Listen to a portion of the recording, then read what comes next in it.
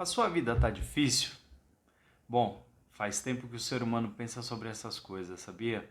Vem comigo que eu vou te mostrar uma história muito legal.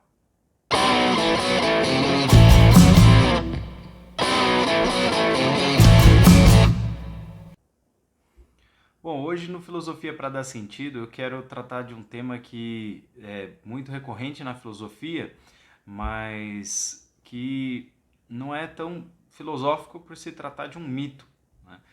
Mas é o tipo de mito que o tempo todo está sendo citado por filósofos porque se trata de um mito clássico, algo que está entre as primeiras obras da história da humanidade. Há quem diga que tenha sido a segunda obra, que é a Odisseia. Então vamos falar um pouco desse personagem que é Odisseu. Muitas pessoas conhecem apenas como Ulisses, né? A grande obra do James Joyce, Ulisses, trata também desse personagem e muitos outros seguiram, muitos imitaram. A obra do Homero, Odisseia, é uma das mais imitadas e citadas da história da humanidade. E na filosofia não seria diferente. Muitos filósofos tratam desse tema. E eu acho que é pertinente para o momento que eu estou vivendo, para o momento que muita gente está passando. De repente, esse vídeo pode ajudar você a repensar alguma coisa da sua existência, do seu momento de vida. Então, antes de começar a falar do tema em si, eu queria lembrar aqui algumas pessoas, como a Márcia Ovalle, que falou que a minha aula é uma aula infinita, que eu sou professor das aulas infinitas. Queria agradecer por essa menção. E a Ana Beatriz também, que outro dia comentou o meu podcast sobre estética no Instagram, fazendo uma citação bonita. Eu fiquei muito honrado de ser citado. Achei muito legal mesmo. E por esses dias também aconteceram coisas interessantes, algumas lives. Eu tenho interesse em começar a fazer as lives também. Talvez essa semana ainda role alguma coisa. Então, isso para trazer um pouco a questão para a comunidade, queria lembrar para vocês aí que se vocês tiverem questões, temas, podem mandar, porque eu vou ter muito gosto em me esforçar para produzir alguma coisa do interesse de vocês, tá bom? Acho que vai ser é um bom caminho, eu creio que é um bom caminho, uma boa estratégia. Bom, eu depois de um tempo estou pensando também como refazer, como repensar as coisas, como fazer uma outra estratégia, até porque depois de tantos podcasts, tantos vídeos, dá para fazer revisão, dá para pensar algumas coisas, repensar algumas coisas. E eu acho que é um bom momento agora para repensar, pensar o futuro e colocar à frente. E o Odisseu me ajuda muito nisso. Então eu vou tratar aqui de duas abordagens. A primeira delas é uma tentativa de leitura do próprio texto em relação à minha vida, o que eu estou passando, e aí talvez isso possa ajudar alguém a fazer essa mesma leitura para a sua própria vida, para as suas experiências, para as suas questões, e de repente pode iluminar questões, pode trazer algumas formas de pensar interessantes.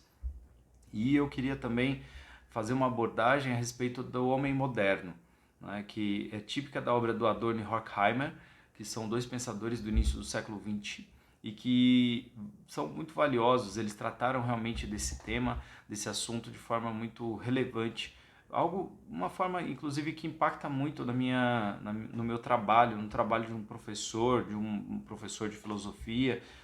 Vocês vão ver, tá certo? Aguenta um pouquinho que vocês vão ver do que eu estou falando. Então, para começo de conversa, a gente está tratando de um texto que é a Odisseia, escrita por Homero, ou escrita por alguém que ouviu a narrativa de Homero.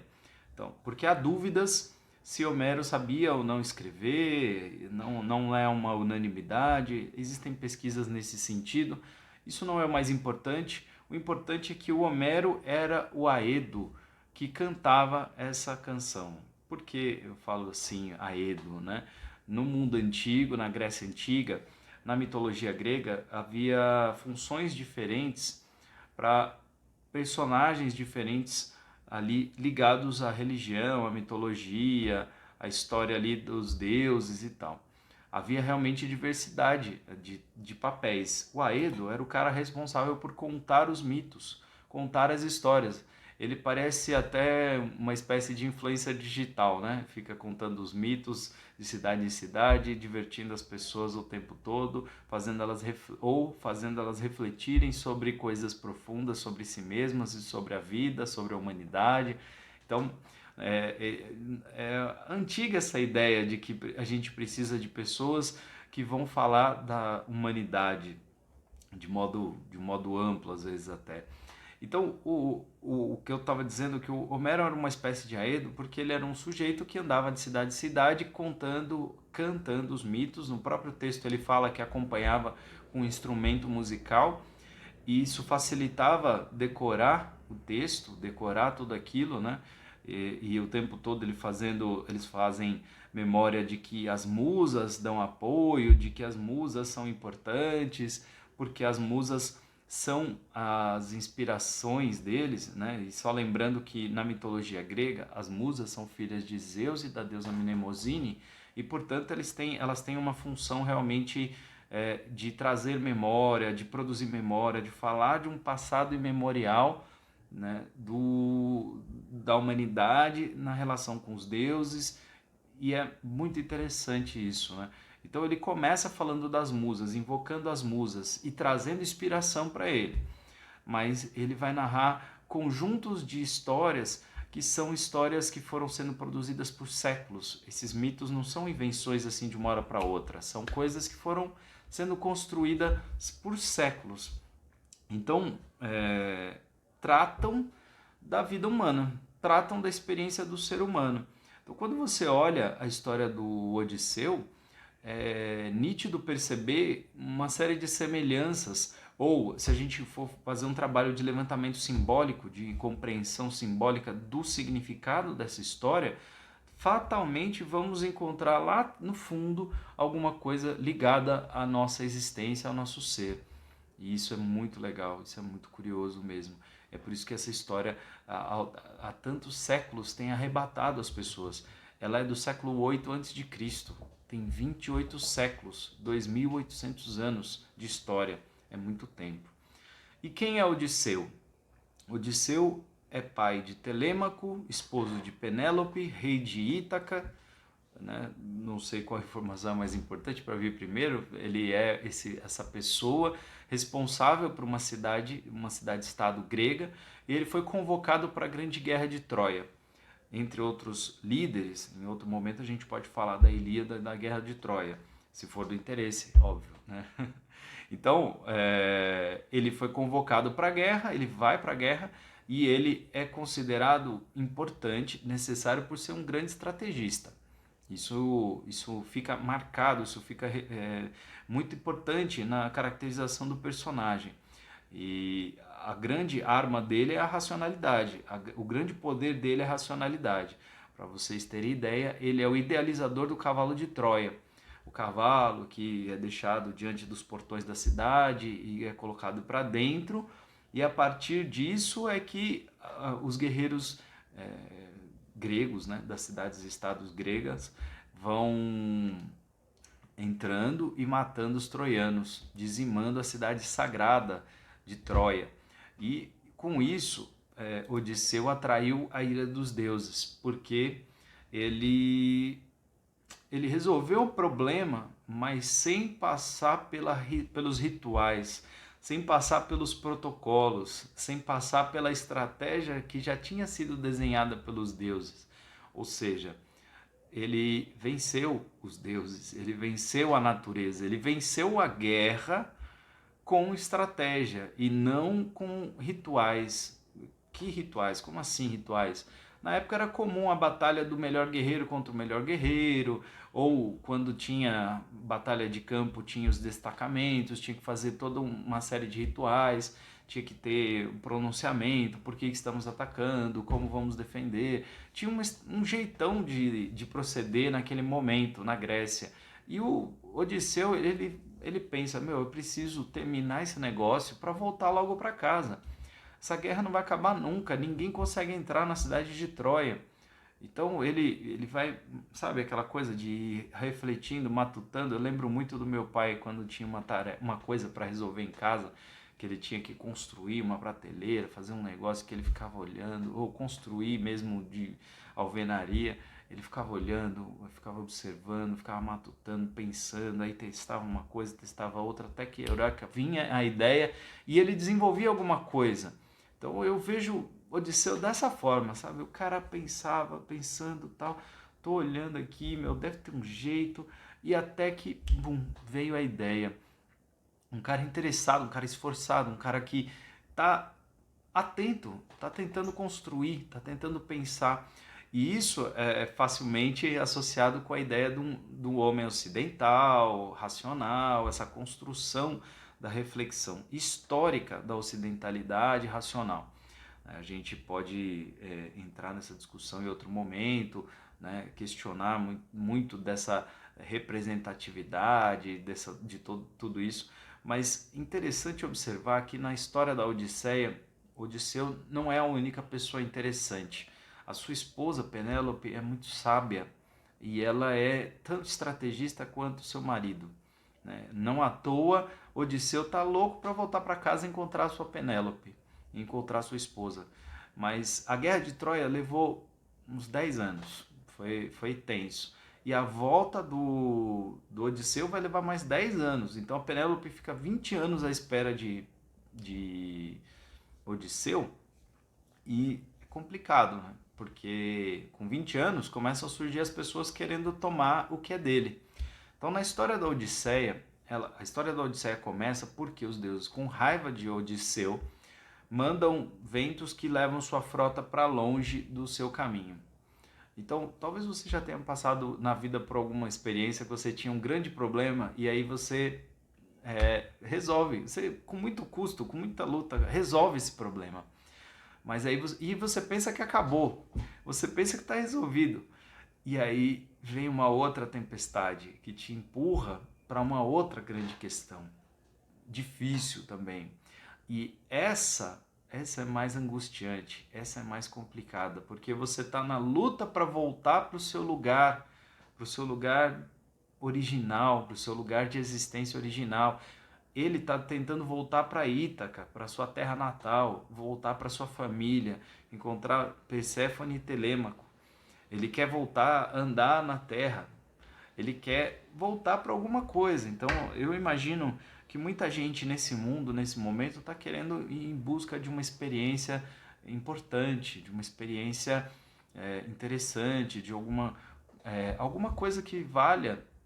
Né? Eu imagino nessa pandemia, por exemplo, como a gente deve estar desesperado pelo retorno às atividades da forma mais normal possível. Né? E como demora e as coisas não voltam e não voltam de jeito nenhum, a gente vai vivendo uma odisseia, a gente vai vivendo a nossa odisseia. Nos últimos dias eu posso dizer que tenho vivido muitas coisas, não que sejam complicadas demais, mas são coisas que são importantes, né? A retomada das atividades, a questão da volta da escola, do trabalho, né? Preparar a aula, organizar aulas híbridas, pensar na família, como que vai ser a rotina da minha filha, como é que as coisas vão acontecendo com a minha esposa. Eu imagino que você também passa por isso.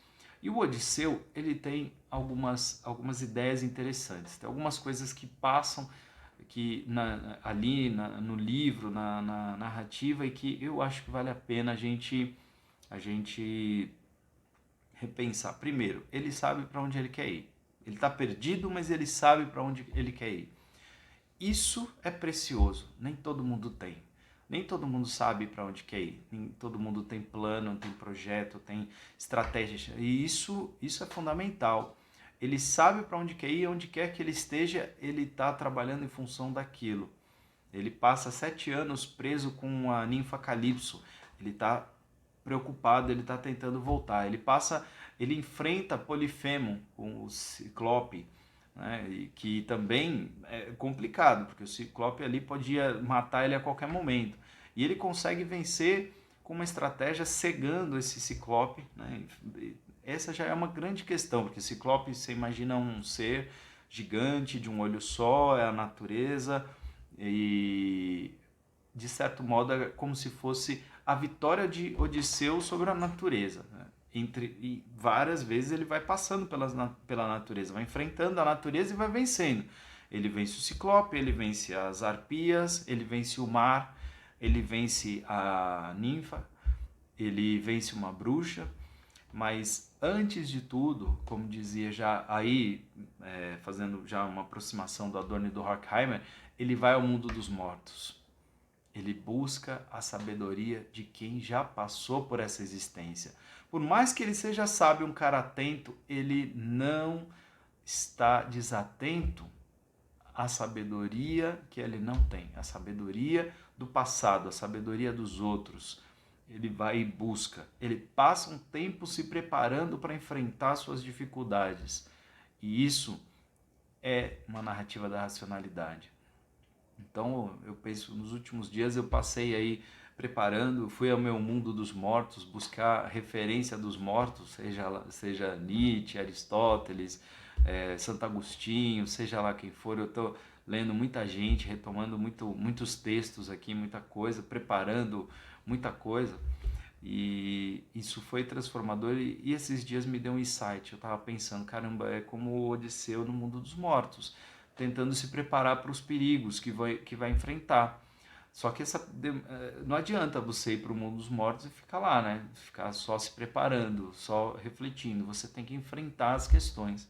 Então resolvi, vamos lá, vamos fazer vídeo, podcast, não vamos deixar a peteca cair, vamos trabalhar nesse negócio aí. Acertando ou errando, vamos fazer, não, né? Só que preparado. Vamos tentar antecipar as coisas, porque por mais que você não consiga controlar o futuro, você tem as lições do passado, você pode olhar o que os outros estão observando e não é só uma questão de humildade, é uma questão de inteligência. Você aprender com a experiência do passado, aprender com a experiência do outro. Isso é fundante, isso é necessário, isso é importante. É tanto que isso é uma metáfora até para o mundo da escola, né? Por que no início da vida, antes de passar pelas grandes jornadas, talvez as grandes questões que o sujeito, que o estudante vai enfrentar na vida, ele tem que passar por todo aquele tempo de preparação, né? Hoje, no mundo moderno ou contemporâneo, a gente pensa dessa forma e a gente supõe que vai ser importante que esse jovem se prepare para o futuro, mesmo que seja pela experiência racional, pela experiência não tão concreta das coisas. E então, eu acredito que aí a gente está vendo algo que serve para nossa vida de modo geral, né? Buscar a experiência do passado, refletir sobre o que já foi pensado, olhar para a história de quem já fez história, isso vale alguma coisa, isso vale muita coisa.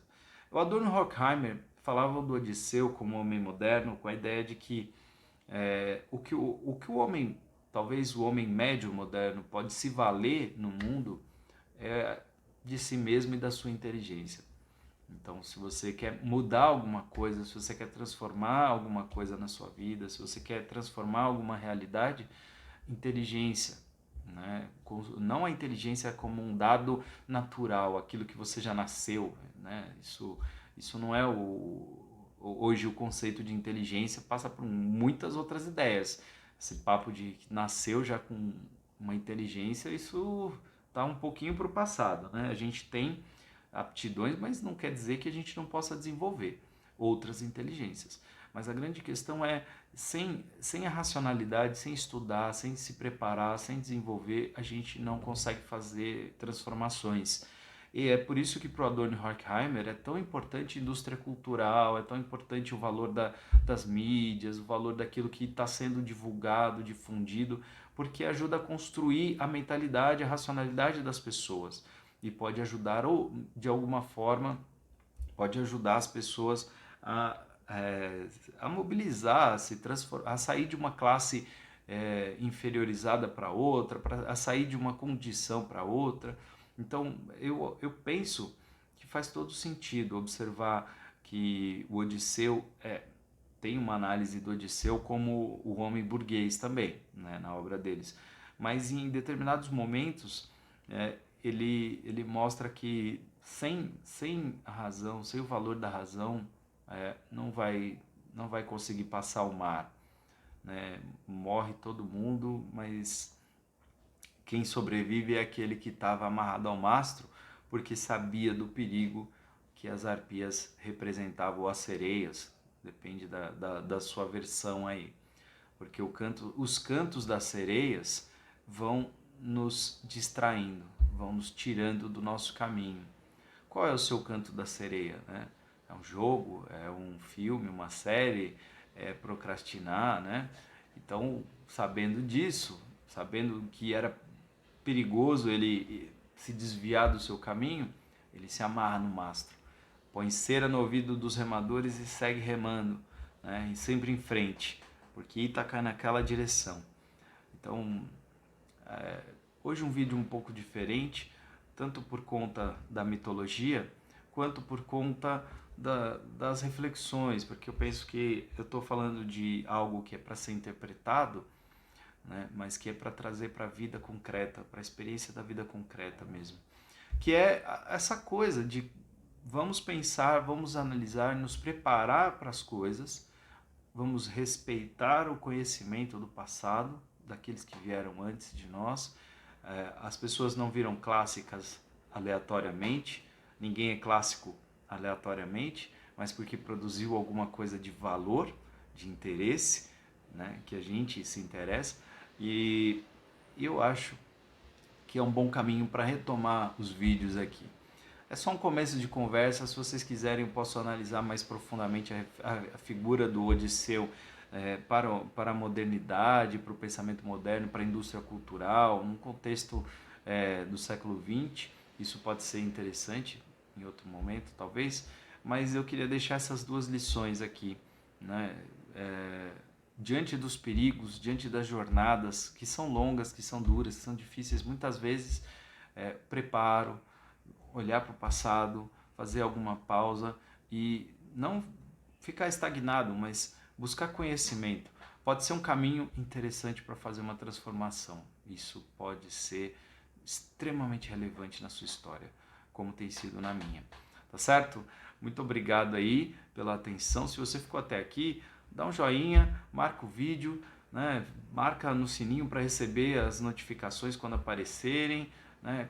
Dá uma força comentando, né? E trazendo temas aí, reflexões e ampliando o que o vídeo oferece, porque conversando a gente aprende cada vez mais. Fez sentido para você? Até a próxima.